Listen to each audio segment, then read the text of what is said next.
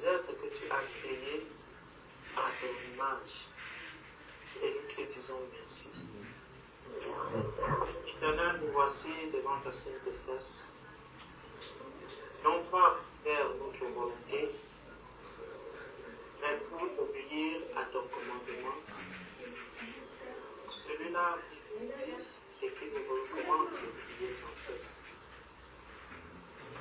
Père, toi qui nous as dit qu'il est doux, qu'il est agréable pour les frères de demeurer ensemble, car c'est là que tu envoies la bénédiction et la vie.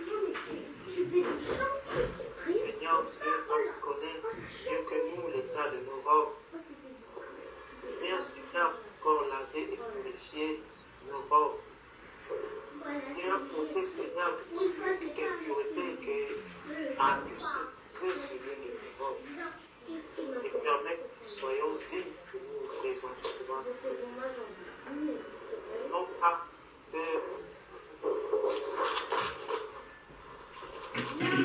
parce que nous avons fait quelque chose de grand,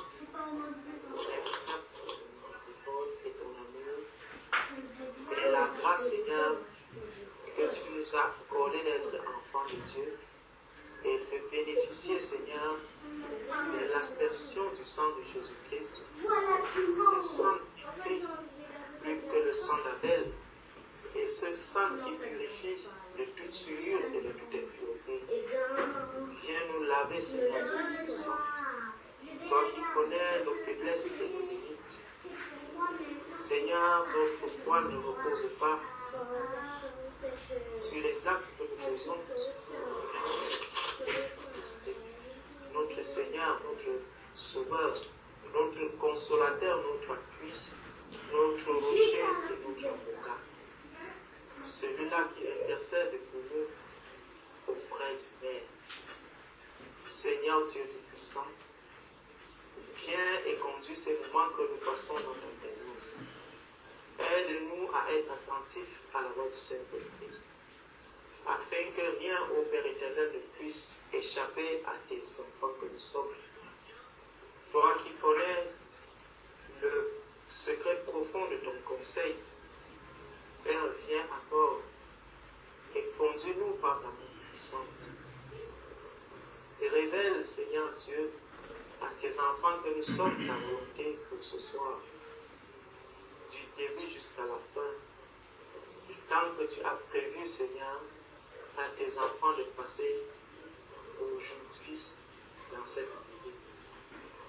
Père éternel, viens déposer dans le cœur de tes enfants et prières,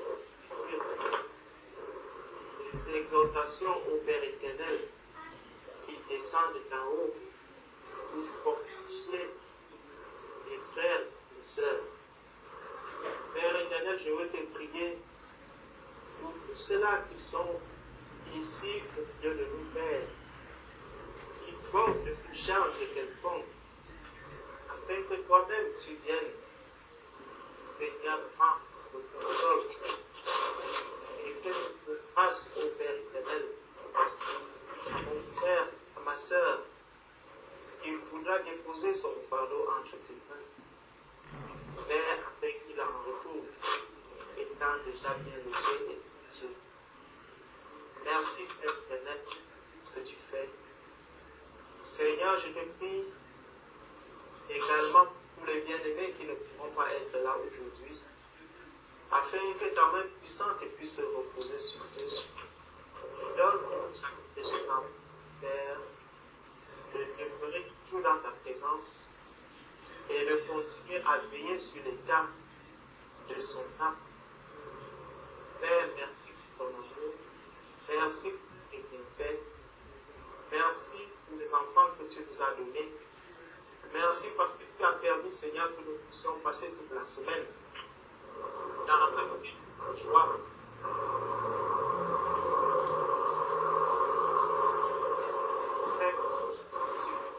Et arriver ici, et étant souvent dans sa chair, Père, que tu lui accorderas la guérison totale au nom de Jésus-Christ.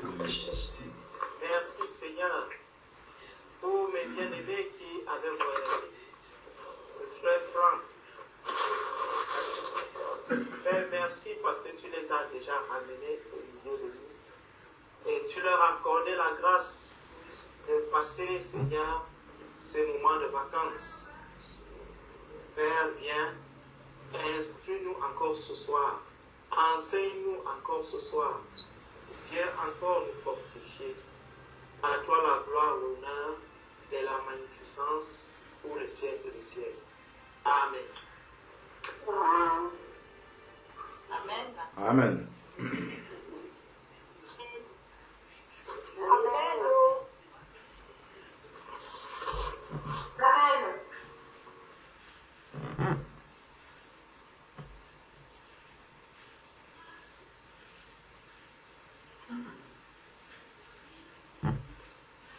J'ai une question. Suite à la prière du frère Georges, il y a quelque chose qui a attiré mon attention quand le frère priait.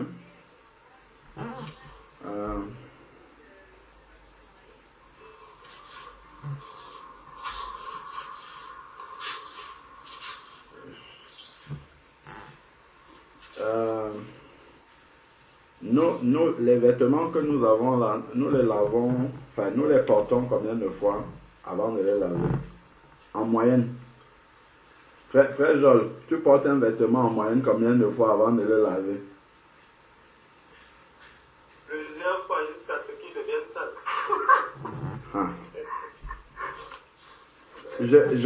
Bon, ok, je ne vais pas répondre pour l'instant. Est-ce que quelqu'un d'autre veut répondre? Moi aussi, je suis comme toi. Plusieurs fois, le jean, alors n'en parlons plus. Je porte bien le jean, bien, avant de le laver. Quand il est bien sale, comme tu as dit. Est-ce que quelqu'un d'autre veut répondre? Est-ce qu'il y a quelqu'un ici qui porte les vêtements, je ne parle pas des sous-vêtements, qui porte les vêtements une seule fois et qui les lave après? Non. Comment? Tous tes vêtements, tu les portes une seule fois, tu laves? Oui, en une journée, le soir, tu enlèves tes vêtements. Et tu les laves? Oui, ça dépend du vêtement. Il y a des vêtements, par exemple, le vêtement blanc, tu vas porter une fois, parfois juste une petite tache, tu es obligé de laver. Mais les autres vêtements, non, tu peux les porter plusieurs fois. Ah, waouh. Ça dépend. Non, parce qu'en été, tu ne vas pas mettre les mêmes vêtements plusieurs fois. D'accord. Si c'est un t-shirt, un haut, forcément, tu transpires, donc tu vas le laver. Ouais. Après, un jean, un pantalon, je sais pas, Une jupe, c'est pas pareil. Ouais. c'est Les hauts, oui, facilement, tu les laves, tu peux les laver, tu portes une fois, après tu mets au sac, tu les laves. Mais les bas, les jupes, bon, les pantalons, pour ceux qui portent des pantalons, je pense pas que tu portes un pantalon aujourd'hui, tu le mets au sale, tu portes une jupe aujourd'hui, tu le mets au sale, demain tu mets au sale, et puis il faut avoir un dressing hyper costaud. Gloire à Dieu. Waouh.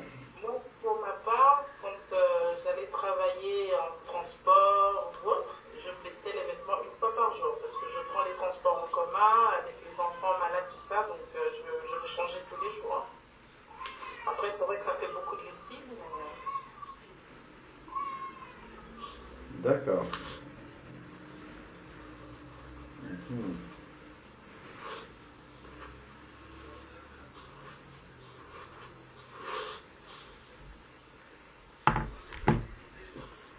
Nous sommes sages, hein. Quand nous écoutons tout ce qui est dit là, nous agissons avec beaucoup de sagesse pour les vêtements matériels que nous avons sur nous là. Donc, dès qu'ils sont sales, on a parlé de vêtements blancs qui sont délicats. Dès qu'il y a la moindre tache, c'est visible. Donc, il ne faut pas que les autres voient qu'on a transpiré, donc on va laver, ainsi de suite. Si c'est des jeans, j'ai entendu ça Chantal, même moi-même j'ai dit, hein, on peut porter plusieurs fois parce que ça ne se voit pas beaucoup. C'est sale, mais comme ça ne se voit pas beaucoup, on peut porter encore. Ah, Tout ça, en fait, c'est de la sagesse. Ce sont des choses que nous faisons naturellement. Le Seigneur nous a donné également, lorsque nous nous sommes convertis, le Seigneur ne nous a pas... Si nous changeons même, c'est parce que nous avons plusieurs vêtements. Donc quand tu ranges l'un au sale, tu prends un autre qui est propre, tu remets sur toi. Mais le Seigneur nous a donné un vêtement délicat, tellement délicat, comme la sœur Irène parlait de vêtements délicats, comme du blanc, dont les taches se voient tout de suite. Peut-être pas par les hommes, mais pour lui, ça se voit tout de suite. Donc, par contre, nous avons une seule robe, pas plusieurs. Comment agirions-nous si nous avions un seul vêtement blanc tous les jours? On a un seul vêtement du haut en bas qui est tout blanc, qui est très délicat. Comment ferions-nous pour nous en sortir avec ce seul vêtement-là? On n'a pas une belle garde-robe garnie, comme nous disait la sœur Irène. On a juste ce vêtement-là qui est tout blanc, avec lequel on doit s'en sortir hiver comme été. Qu'est-ce qu'on va faire? Comment est-ce que nous... je vais dire avec le bon sens humain, comment est-ce qu'on ferait? On en prendra soin déjà. Ah. Et je pense que on le laverait le plus souvent possible pour rester tout au propre. Gloire à Dieu. En fait, à la moindre tâche, aussitôt, on doit l'enlever. On doit enlever la tâche, quel que soit, voilà. On ne peut pas laisser la tâche aussi de façon. À la minute où il y a la tâche, il faut l'enlever. Ah ouais, que Dieu soit béni. Ça, vraiment, que le Seigneur soit béni. On ne va pas laisser traîner la tâche, parce que ça serait visible tout de suite par les autres. Quand tu vas passer, quelqu'un va dire, frère Georges, regarde un peu, on dirait que tu as laissé tomber je sais pas moi, la sauce sur ton haut là. Donc, du coup, frère Georges ne pourrait pas venir se présenter avec ce vêtement là. Ça, c'est une manière de faire. Mais, il y a aussi, vous savez, que se passe-t-il si tu laves beaucoup un vêtement? Ah! il se fragilise. Ah! Il se fragilise, il s'abîme. Gloire à Dieu. Si on lave beaucoup un vêtement, il se fragilise, il s'abîme. Donc, le conseil, le bon sens. Donc, si ça se... ma soeur Salomé, bienvenue, on t'entend. Que Dieu te bénisse abondamment. Donc, le vêtement, effectivement, pour éviter que les taches apparaissent et puis, que ce soit visible par tout le monde, on va nettoyer le plus rapidement possible, comme la sœur Irène nous a dit. Mais en même temps, on se rend compte que si on nettoie assez souvent un vêtement, il finit par se fragiliser. Et il y a eu un autre mot aussi que j'ai entendu.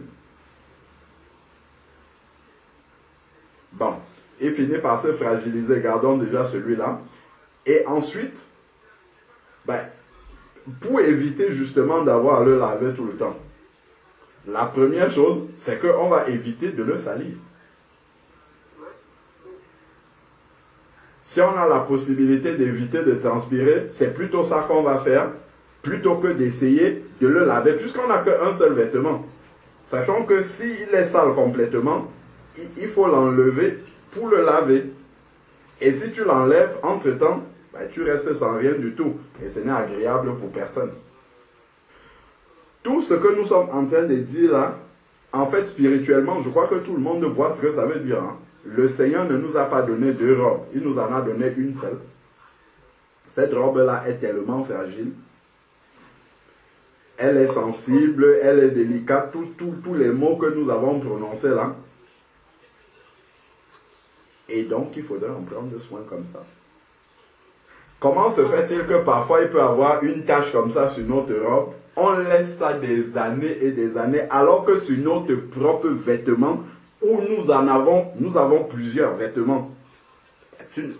Moi, je crois que ça ne nous est jamais arrivé de voir une tache sur un vêtement qu'on va encore porter et on le laisse comme ça 1 an, 2 ans, plusieurs mois, ainsi de suite. On va laver tout de suite. Ça, c'est le bon sens humain. Spirituellement, c'est la même chose.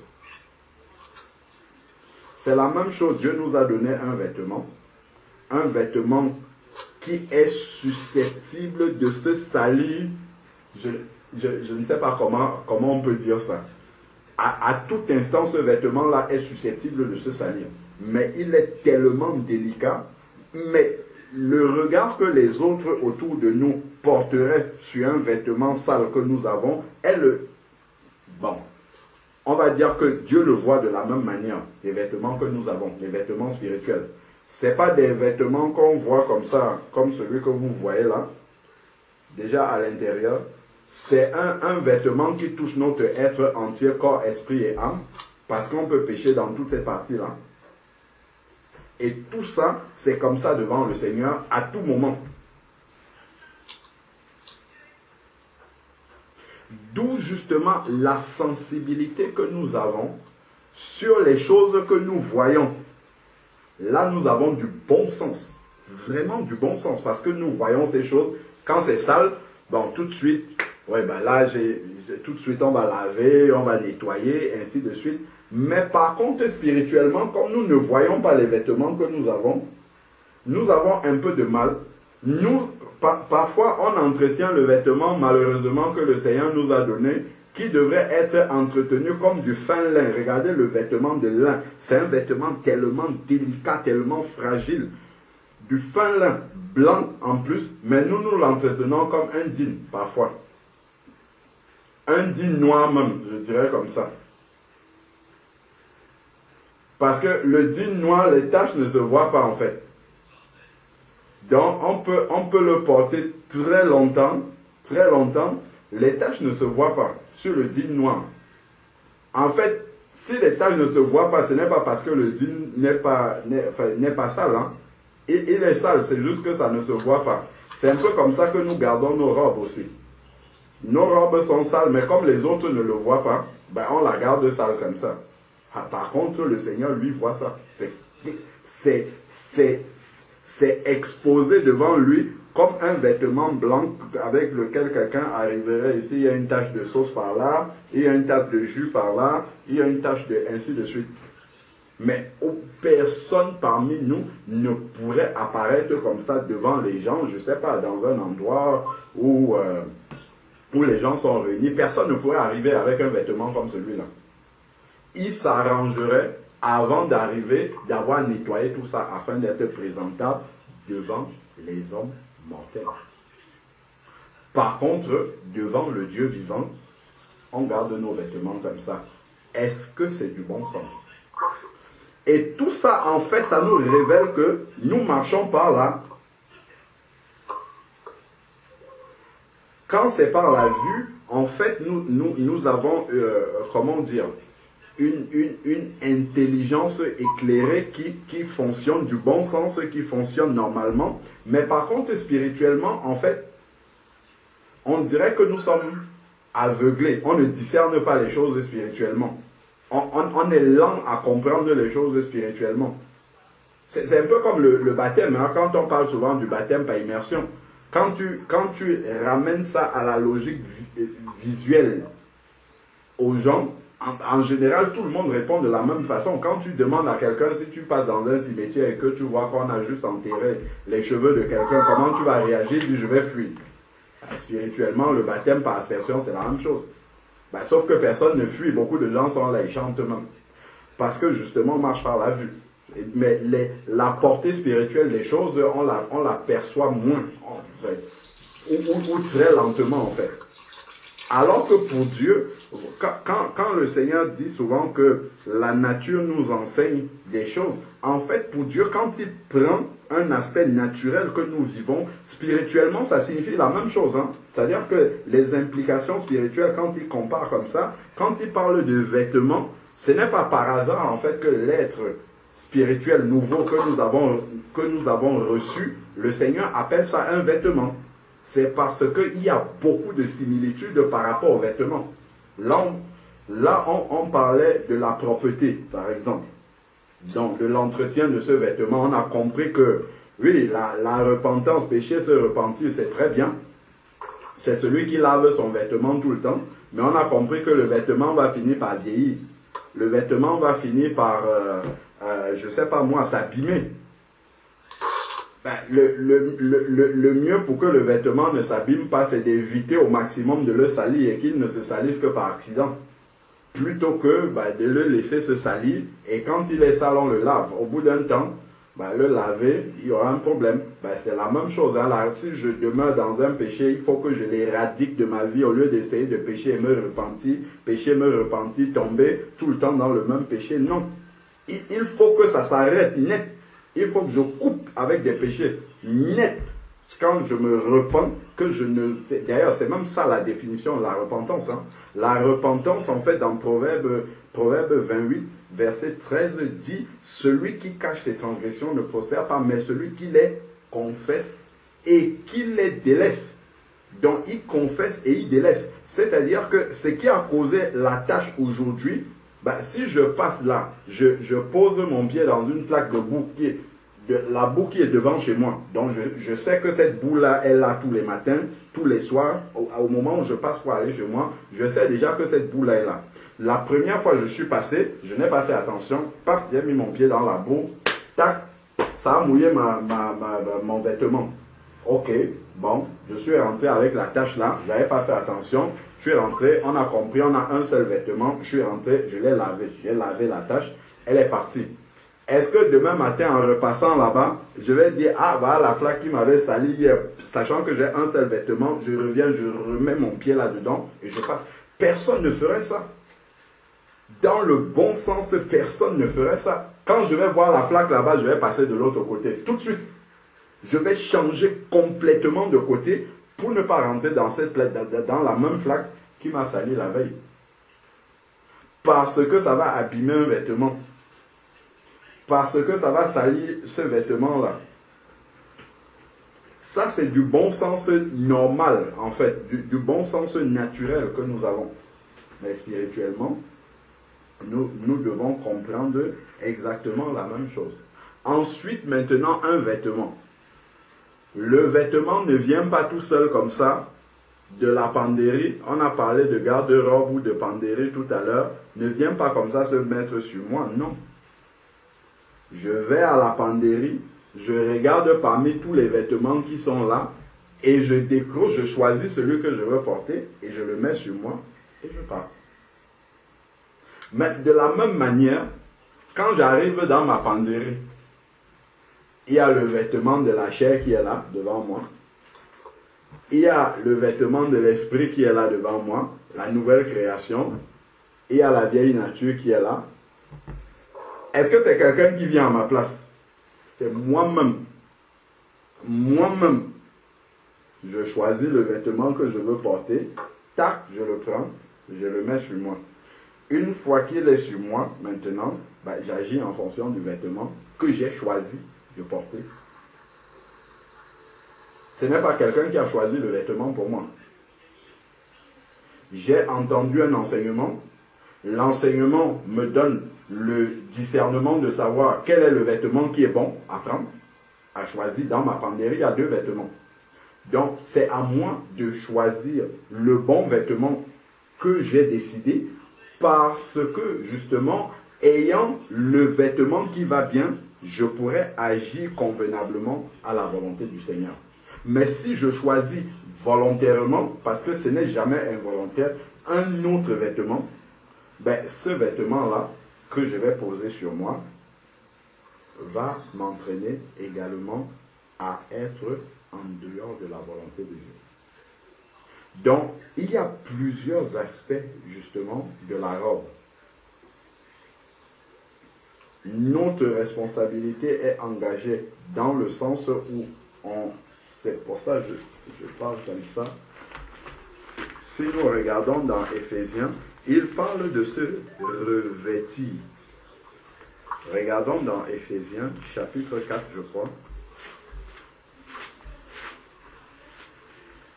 Éphésiens, chapitre 4.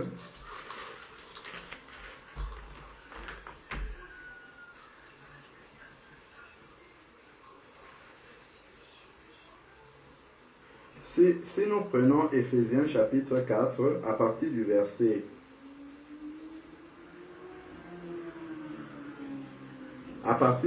20, Éphésiens chapitre 4 à partir du verset 20, il est écrit, mais vous, donc on a parlé dans le contexte avant des païens, on a dit comment sont les païens, et ensuite il dit, mais vous, c'est-à-dire le mais ça veut dire au contraire vous.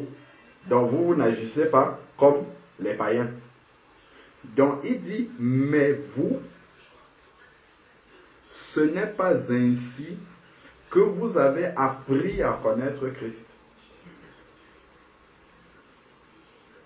Si du moins vous avez entendu parler de lui, et si vous avez été instruit en lui conformément à la vérité de Jésus-Christ, 2 points. C'est-à-dire se dépouiller. Se dépouiller, j'enlève. Se dépouiller à cause de votre conduite passée. Donc, je dois avoir compris que ma conduite passée, à savoir le vêtement que j'avais avant, est un mauvais vêtement que je dois enlever et revêtir un nouveau vêtement. Donc, à vous dépouiller, ça là, c'est écrit, c'est un verbe d'action. C'est quelque chose que j'ai à faire. C'est une décision que je prends en fait. Dieu m'a donné le Saint-Esprit pour me montrer ce qui est bon. Pour me donner la capacité d'y arriver si j'ai décidé de le faire. De même, Adam, Dieu a soufflé un souffle de vie dans Adam. Il est devenu un être vivant avec l'Esprit de Dieu en lui. Et Dieu lui a dit, tu manges du fruit de tous les arbres, mais celui-là, tu ne le touches pas. Et Dieu l'a laissé libre d'obéir ou de désobéir. J'ai la nouvelle nature que Dieu m'a donnée lors de ma nouvelle naissance et Dieu me laisse libre de marcher selon la nouvelle nature ou bien de choisir de garder l'ancien vêtement. Si j'ai pris le nouveau vêtement, Dieu me laisse libre de l'entretenir propre. On a parlé, on a vu que naturellement on garde nos vêtements, on essaye de garder propre, surtout s'ils sont fragiles. On n'a même pas abordé l'aspect de s'ils ont de la valeur. Il y a des vêtements qui sont chers, il y a des vêtements qui ne sont pas chers, il y a des vêtements auxquels nous sommes attachés, sentimentalement, ou bien affection, parce que ça nous a coûté un certain prix, ainsi de suite. Et évaluons tout cela avec la vie éternelle, avec l'être nouveau qui a été reçu de la part du Seigneur. C'est lui ce vêtement de fin lin blanc. C'est lui qui doit être entretenu comme ça. C'est de lui dont on doit prendre soin comme ça. Donc, il dit, c'est-à-dire, vous dépouillez. Donc, je décide de me dépouiller de l'ancienne nature. Parce que j'ai compris que cette nature-là n'est pas bonne. Donc, je prends et elle n'obéit pas à Dieu. À cause de votre conduite passée. Pourquoi? Parce que ma conduite passée, ma vie d'avant, j'ai tellement vécu d'une certaine façon. Il y a des automatismes en fait qui sont installés en moi qui doivent tomber avec la nouvelle naissance. Et le fait que les séquelles de cette, comment dire, les séquelles de tout ce qui a forgé ma vie jusque-là doivent tomber. Font encore la guerre, en fait, à la nouvelle créature. Et c'est le renouvellement de la pensée et la décision d'obéir à notre pensée renouvelée. C'est ça qui fait en sorte que je prends la décision d'abandonner les anciennes habitudes. Donc, il dit se dépouiller à cause de la vie passée. Parce que cette vie passée-là a laissé des traces, en fait, dans mon être. Même si je suis né de nouveau, je suis une nouvelle créature, n'empêche que de temps en temps, dans ta pensée, les éléments de ta vie passée te reviennent dans la pensée. Maintenant, quand ça me revient dans la pensée, qu'est-ce que tu vas en faire? Est-ce que tu vas les considérer? Est-ce que tu vas te laisser influencer par ces pensées qui viennent de ta vie ancienne? Ou est-ce que tu vas dire, maintenant, celui qui est en Christ est une nouvelle créature, les choses anciennes sont passées, donc je vais marcher dans la nouvelle créature et j'ignore complètement ce qui vient de ma vie passée parce que je sais que le Seigneur a englouti cela dans sa mort? Ou est-ce que je vais dire, on a toujours dit des mauvaises paroles sur moi, je comprends pourquoi je suis comme ça, et puis je vais l'accepter. Ce sont des exemples, en fait, et les exemples sont multiples, en fait. Donc, il dit ici, votre conduite passée, à cause, donc, il y a un travail de dépouillement à faire à cause de la vie passée. Si, par exemple, j'étais quelqu'un de querelleur, c'est pas quelque chose qui va partir de manière automatique comme ça. Non. C'est la prise de conscience que je suis devenu une nouvelle personne, que ma langue même est née de nouveau. C'est le fait d'être conscient de cela que désormais j'ai l'autorité sur ma langue. Et que je prends la décision d'exercer cette autorité-là. C'est comme ça que j'aurai la victoire sur la langue. Elle ne va plus dire n'importe quoi. Elle ne va plus quereller. Elle va se mettre à la place que Dieu lui a donnée. Donc, évidemment, elle ne va pas salir le vêtement. Ça, on est en train de voir point par point des éléments maintenant qui sont là, qui peuvent salir, qui sont susceptibles de salir le vêtement à tout moment. Et donc, engendrer un nettoyage derrière. Une nécessité de nettoyage, je voulais dire. Donc, ici, on a, à cause de la conduite passée, et donc les séquelles que ça a laissé en nous, donc vous dépouillez, à cause de votre conduite passée, de la vieille nature, qui se corrompt par des convoitises trompeuses, en fait. Donc, les convoitises, en fait, c'est le fait d'aspirer à quelque chose qu'on n'a pas, que Dieu ne nous a pas donné, parce qu'il juge qu'on n'en a pas besoin, ou qu'il ne veut pas nous donner parce qu'il sait que ce n'est pas nécessaire pour nous, ou que ça ne rentre pas dans son plan pour nous. Mais on va quand même aspirer ces choses, à ces choses. On va convoiter ces choses-là. On va vouloir ces choses. Et ces choses font d'ailleurs la guerre à l'âme. C'est ce que Pierre nous dit.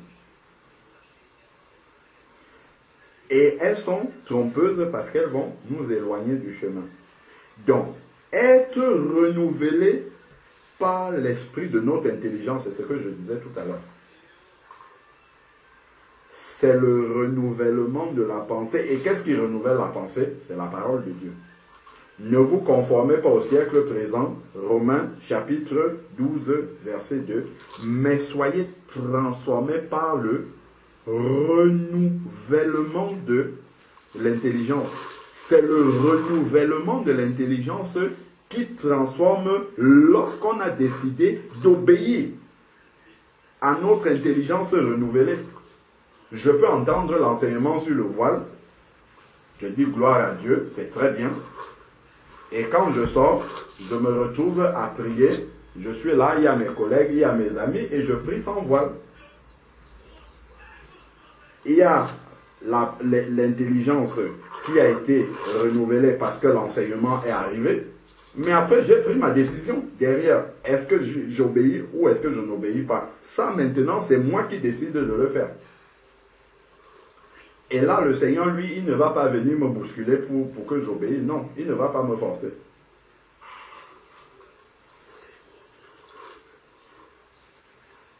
Si j'apprends par exemple que, je ne sais pas, la Bible dit il ne faut pas s'endetter. Ben, je peux aller à la banque, je dis bon, écoutez, je veux un crédit de tel.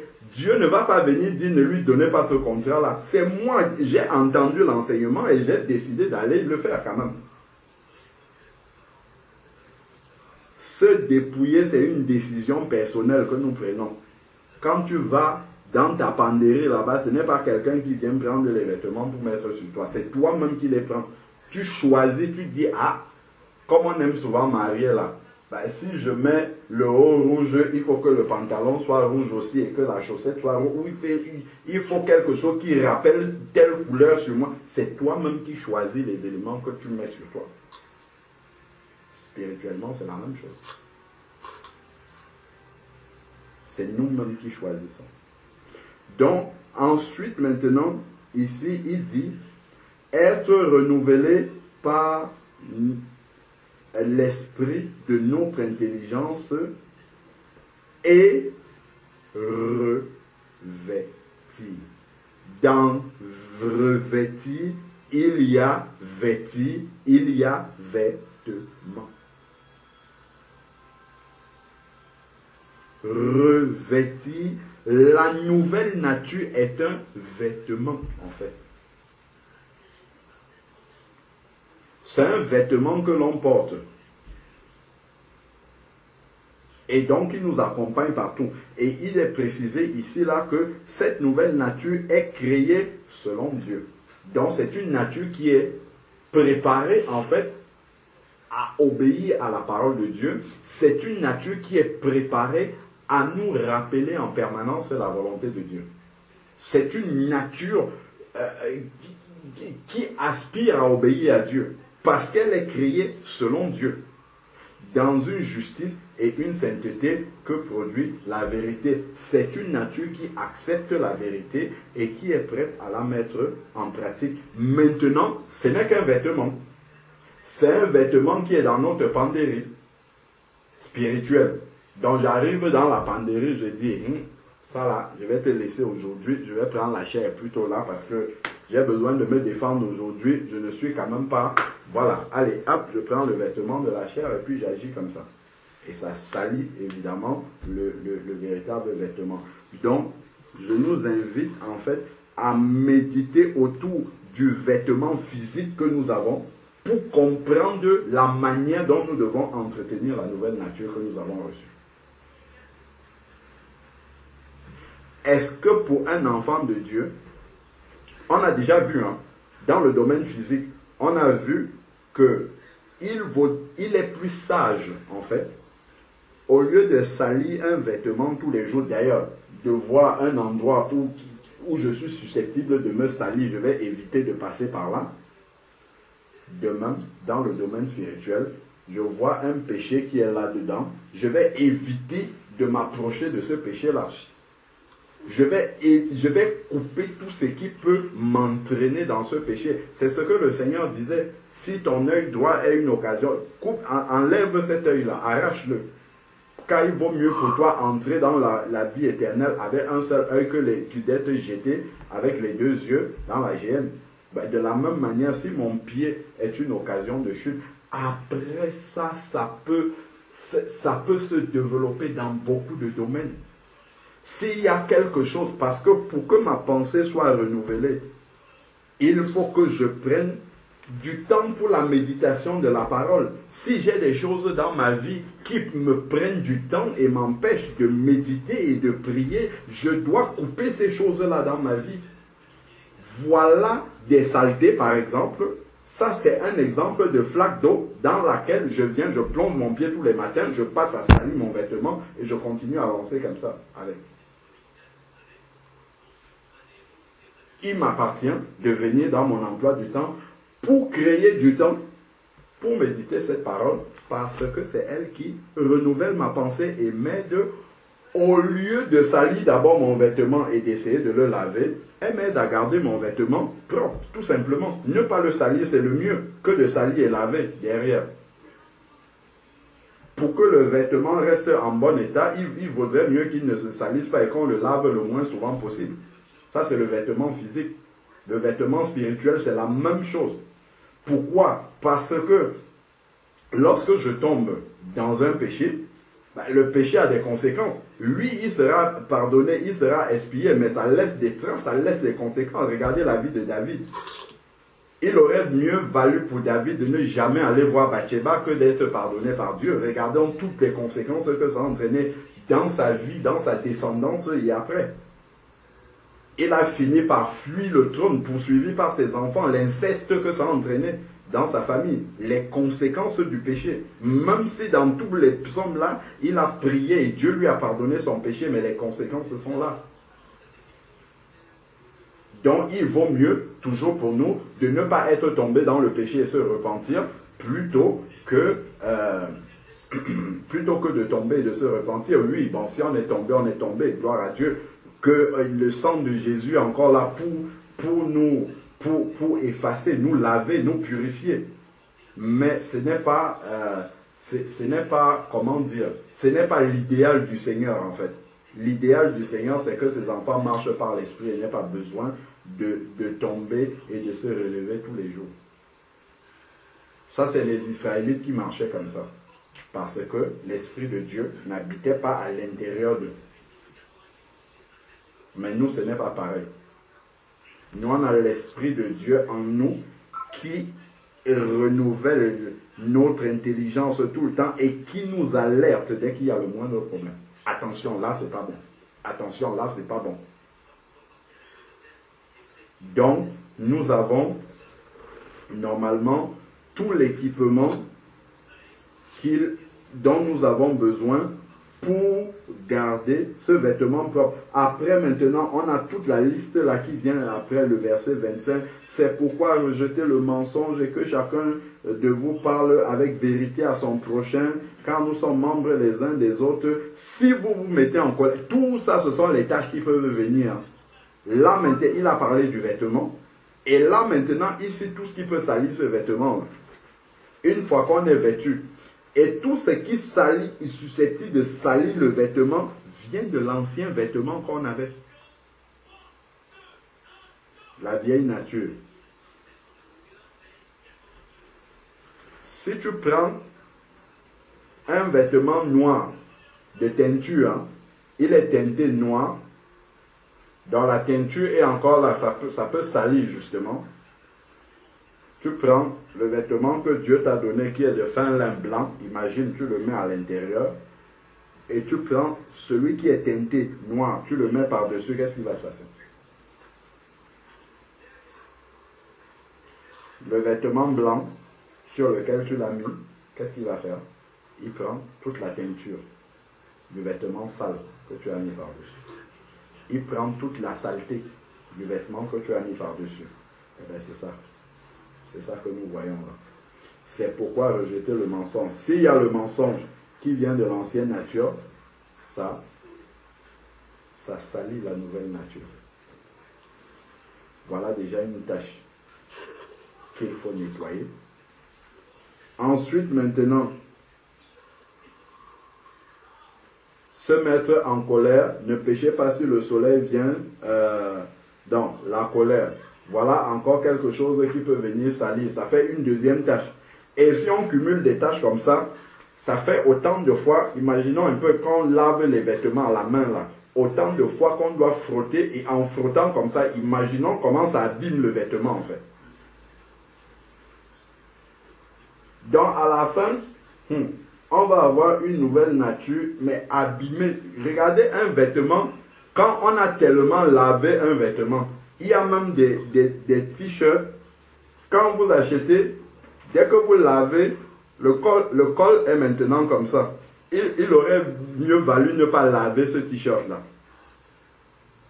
S'il était resté propre tout le temps, on n'aurait pas eu besoin de le laver et donc le col serait resté normal.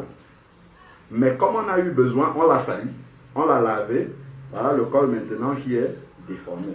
Donc, tout ça, en fait, ce sont des enseignants. Le Seigneur ne choisit pas des éléments de la nature par hasard pour faire des comparaisons.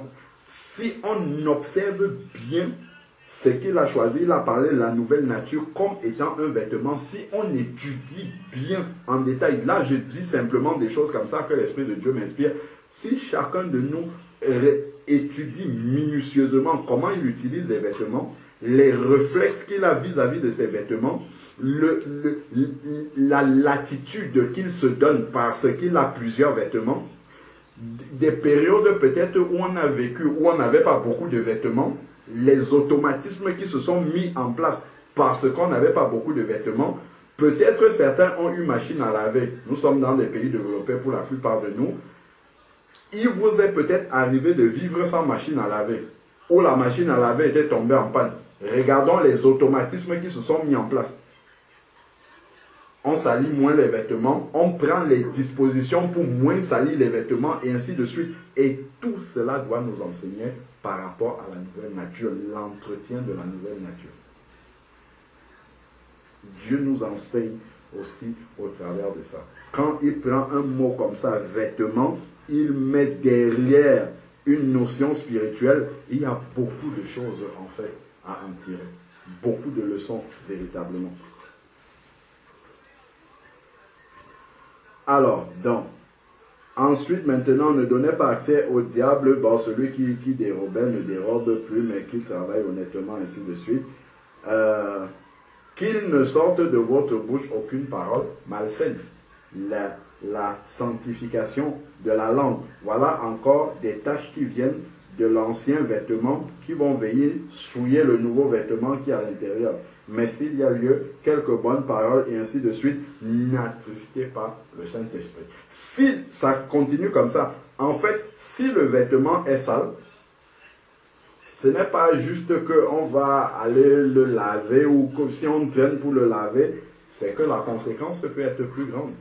C'est que nous pouvons attrister l'Esprit de Dieu qui habite en nous, qui nous a été donné pour éviter justement que le vêtement devienne sale. C'est ce que nous dit 1 Jean chapitre 3, verset 9. Il est dit que celui qui est né de Dieu ne pratique pas le péché, donc il ne salit pas volontairement son vêtement. C'est ça que ça veut dire. Il ne voit pas une flaque de boue comme ça, il dit, oups, c'est là-dedans que je vais aller sauter. Pour salir ce vêtement, sachant que j'ai un seul vêtement, en fait. Et que quand je passe là, tout le monde voit, si j'ai sauté dans la boue, tout le monde voit que c'est sale. Personne n'aimerait arriver quelque part dans un lieu où il y a des personnes avec un vêtement où les taches se voient partout. Non. Donc, n'attristez pas le Saint-Esprit de Dieu. Que amertume maintenant. Voilà plein de tâches, hein, amertume. Pour éviter l'amertume, qu'est-ce qu'il faut faire? Il faut balayer, évacuer au fur et à mesure. Ne pas garder. Sinon, ça crée des racines d'amertume. La colère, il avait encore dit clameurs, des éclats de voix, les calomnies, ainsi de suite. Que toute méchanceté soit ôtée au milieu de vous. Soyez bons les uns envers les autres, compatissants. Faites-vous grâce réciproquement. Ça, c'est la miséricorde, ainsi de suite. Donc, voilà vraiment, je voulais simplement ouvrir un peu par la grâce de Dieu, attirer notre attention sur la notion du vêtement qui m'a touché quand le frère était en train de prier. Il a insisté sur nos robes, ainsi de suite, laver les robes, ainsi de suite. Et là, la pensée vraiment du bon sens, en fait, que nous utilisons humainement pour gérer nos vêtements. Parfois, on ne réfléchit même pas. Ce n'est que du bon sens. Mais cette sagesse humaine-là que nous avons pour les choses de la vie, nous devons pouvoir l'utiliser aussi dans le domaine spirituel. Souvenons-nous dans, je crois que c'est dans Matthieu 12, ou Luc 12, non, Matthieu 12, je crois, où le Seigneur disait aux pharisiens, lorsque vous voyez que le ciel est, je ne sais pas quelle couleur, il avait dit, vous savez qu'il pleut demain, mais vous ne savez pas discerner les temps spirituels dans lesquels vous êtes en train de vivre parce que le Messie était au milieu d'eux. Ils lisent tous les dimanches, enfin tous les Shabbats que le Messie va arriver, mais ils n'ont pas discerné qu'il était déjà là au milieu d'eux. De la même manière aussi, il ne faudrait pas que dans les choses de la vie, nous avons la sagesse, le bon sens normal qu'il faut. Et quand nous voyons ces mots qui renvoient à cette notion-là,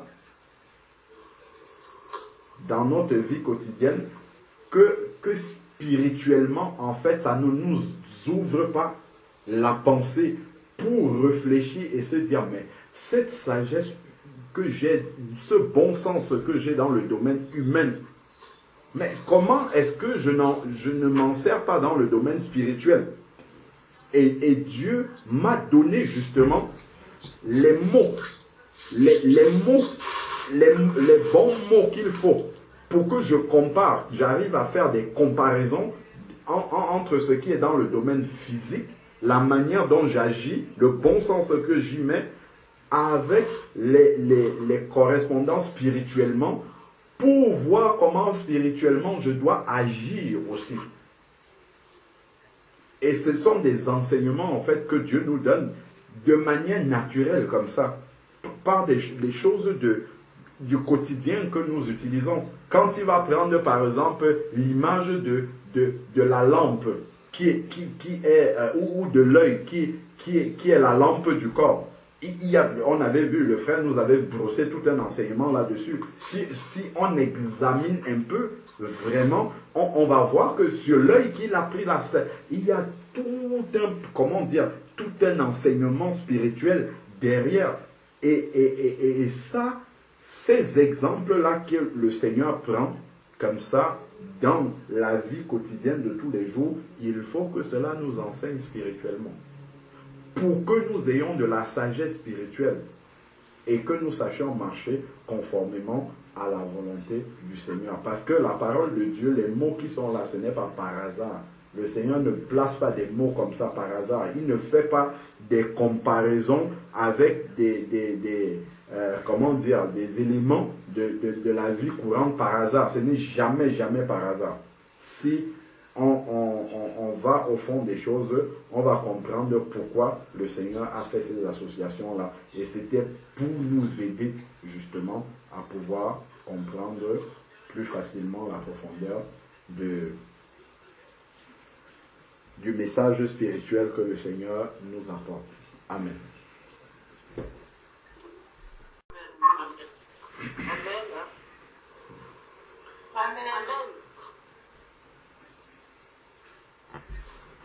Apocalypse 22, verset 14.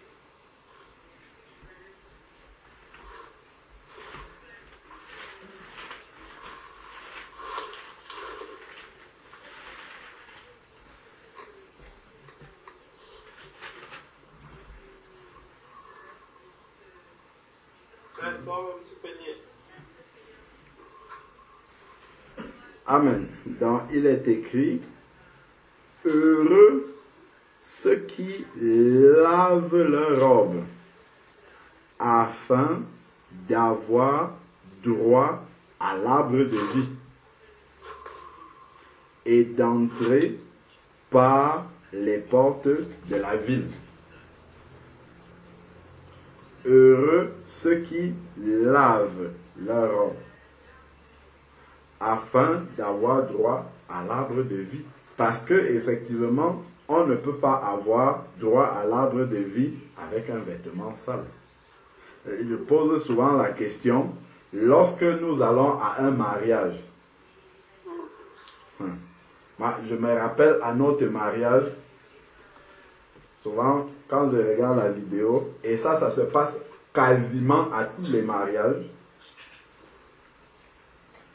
quand on arrive, je ne sais pas à quelle étape, soit on avait fait un culte ou bien, je ne sais pas moi, à la salle, quand les conjoints entrent de manière différée, c'est souvent le mari qui entre d'abord, on ne fait presque pas attention.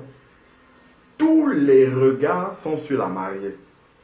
C'est extraordinaire. Et ça se fait de manière spontanée et tellement naturelle chez l'être humain. On ignore complètement le marié et tous les regards sont sur la mariée. Et ce n'est pas un regard, comment dire, général. C'est un regard détaillé sur la mariée. Et il n'y a pas que les femmes qui réagissent comme ça, c'est tous les êtres humains qui sont présents au mariage qui réagissent comme ça. On veut voir comment elle est coiffée. On veut voir, déjà les vêtements de la mariée sont tellement plus chers que les vêtements du marié en général. Et les gens, et ce n'est pas pour rien, c'est parce qu'elle sait qu'on va regarder ça.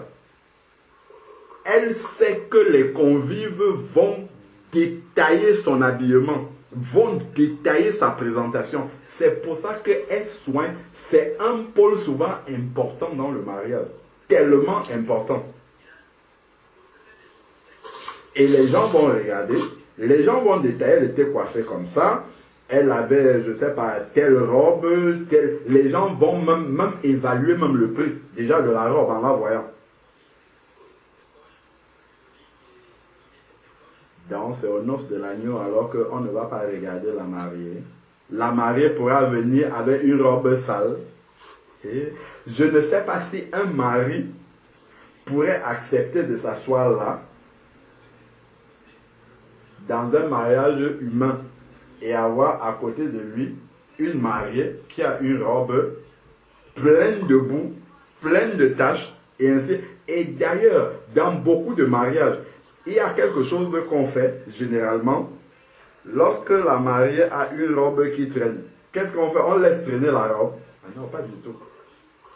On prend ou des filles d'honneur, ou des pages, ou des mages qui font comment? Qui tiennent la traîne de la robe de la mariée pour que ça ne prenne pas de saleté. Pour que la mariée n'embarque pas toutes les saletés du sol, qu'elle ne balaie pas le sol en passant. On prend des personnes spécifiquement. Tout ça là, ce sont des enseignements que Dieu donne aux êtres humains. Même comme les gens font ça, on fait ça comme ça. C'est comme ça, on a toujours fait comme ça. Dieu passe par tous ces éléments-là. Lui, il voit comment on agit, c'est dans la parole en fait. Si on comprend spirituellement, c'est ça. Spirituellement, aux noces de l'agneau, la mariée, la mariée doit être la mariée en fait. Je ne sais pas comment est-ce qu'on peut expliquer ça. On détaille, donc l'Esprit de Dieu va détailler aussi comme ça. Comme nos yeux détaillent souvent les mariés dans les mariages humains, le Saint-Esprit va détailler aussi comme ça. Est-ce que ça là, ça mérite d'être une mariée? Est-ce que toi-même, tu accepterais, si tu es un homme, que ton épouse, le jour de ton mariage, soit comme toi tu es spirituellement là devant le Seigneur? Peut-être non. Parce qu'une mariée avait plein de tâches. Si elle arrive comme ça devant le marié le jour du mariage, qu'est-ce qu'il va dire? Est-ce que tu veux me mettre la honte? C'est ça qu'on va dire humainement. Devant toutes les convives que j'ai invités là, est-ce que c'est la honte que tu veux me mettre? Non. Cette robe-là, vraiment, elle peut être jolie, mais comme elle est sale, tu ne peux pas la porter.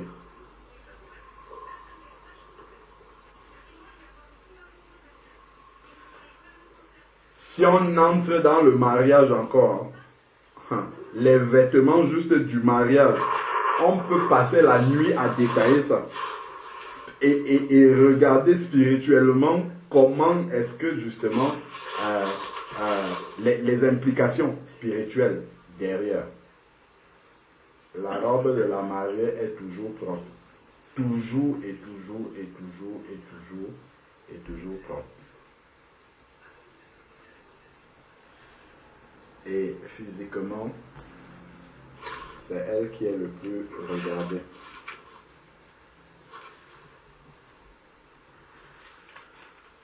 Amen. Je fais des efforts pour m'arrêter parce que je peux continuer sur cette question-là. Il y a tellement de choses à dire parce que si on veut commencer à observer comment la femme prend soin d'elle pour le mariage,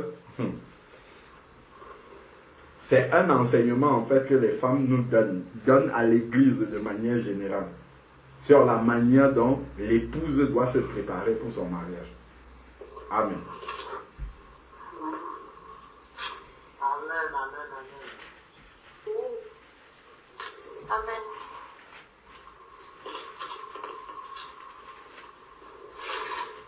Seigneur éternel Dieu, Père, nous voulons encore vraiment te dire merci, Seigneur, parce que tu nous ouvres encore les yeux, Père, sur ta parole, sur la profondeur, Seigneur Dieu, de ce que tu nous montres dans tes saintes Écritures. Père, merci parce que tu viens encore de nous révéler que l'homme nouveau est un vêtement que nous avons arboré et que nous devons prier à ce que ce vêtement ne se salisse pas. Père, gloire soit rendue à notre Seigneur et Sauveur Jésus-Christ, qui nous a donné le savon pour laver ce vêtement, son sang qui a coulé à la croix. Père, donne-nous de ne pas vraiment faire un mauvais usage. Cette grâce nous a créé. Père, viens et renouvelle notre intelligence, renouvelle notre sagesse, renouvelle tout, Seigneur, la possibilité de veiller vraiment sur l'état de sa robe. Oh, aide mon frère, aide ma soeur. Frère, personne ne se dise qu'il est incapable de pouvoir porter le vêtement spirituel à tous les niveaux et partout où il se trouve. Car très souvent, au lieu de prendre le vêtement spirituel, nous avons l'habitude de prendre le vêtement de la chair. Seigneur, nous savons que ce vêtement viendra salir le vêtement précieux du Christ. Aide-nous dans ce chemin de Christ et à pouvoir vivre ce afin de ne pas entrer, Seigneur, dans la gloire.